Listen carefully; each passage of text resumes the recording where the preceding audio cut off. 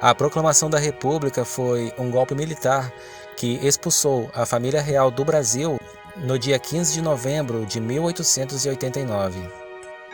Depois da Guerra do Paraguai, os militares fortaleceram-se como um grupo social e desejavam maior participação na política brasileira. Mas Dom Pedro II era contra e impediu que isso acontecesse. O Clube Militar no Rio de Janeiro tornou-se então um local de encontro dos militares para debater as causas republicanas. Foi então que um levante militar, comandado por Deodoro da Fonseca, deram um golpe, levando ao fim o Império do Brasil. A família real foi expulsa, sendo exilada na França. A Guerra do Paraguai aconteceu entre os anos de 1864 a 1870. Brasil, Argentina e Uruguai derrotaram o Paraguai.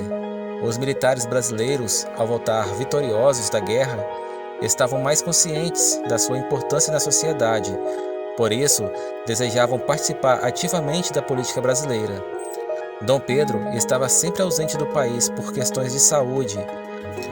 A monarquia então inicia um processo de enfraquecimento e discursos de movimentos republicanos fortaleciam. O imperador era atacado pelos republicanos por meio da imprensa, que provocavam discussões no clube militar e em praça pública. A ideia sobre o início de uma república ganhava força entre os militares. O Brasil era a quarta economia do mundo e o nono maior império da história, mas passava por algumas crises. A união entre o império e a igreja também foi motivo de atritos entre Dom Pedro II e religiosos católicos. Procurando seguir as normas vindas do Vaticano no final do século XIX de combate à maçonaria, vários bispos proibiram a participação de maçons em qualquer ordem religiosa. Ao mandar prender os bispos que decidiram cumprir à risca tal medida, a questão religiosa provocou o rompimento entre o imperador e o catolicismo. Outro grupo a romper com o imperador foram os fazendeiros, depois que a princesa Isabel assinou a Lei Áurea, abolindo a escravidão no Brasil, no dia 13 de maio de 1888. Isso causou o afastamento dos fazendeiros ao imperador e a aproximação ao movimento republicano.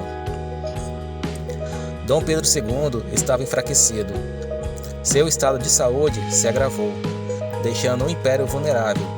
Sem o apoio da igreja e dos fazendeiros, favoreceu o movimento das tropas do Marechal Deodoro da Fonseca, que no dia 15 de novembro de 1889 decretou o fim do segundo reinado e estabeleceu a República no Brasil. Deodoro dominou a política brasileira nos primeiros anos da República, se tornando o primeiro presidente do Brasil, sendo sucedido pelo Marechal Floriano Peixoto. A proclamação foi um golpe de uma minoria escravocrata, aliada aos grandes latifundiários, aos militares, a segmentos da igreja e da maçonaria. O que é fato notório é que foi um golpe ilegítimo, disse o empresário Luiz Felipe de Orleans e Bragança, tataraneto de Dom Pedro II, o último imperador brasileiro e militante do movimento de direita Acorda Brasil.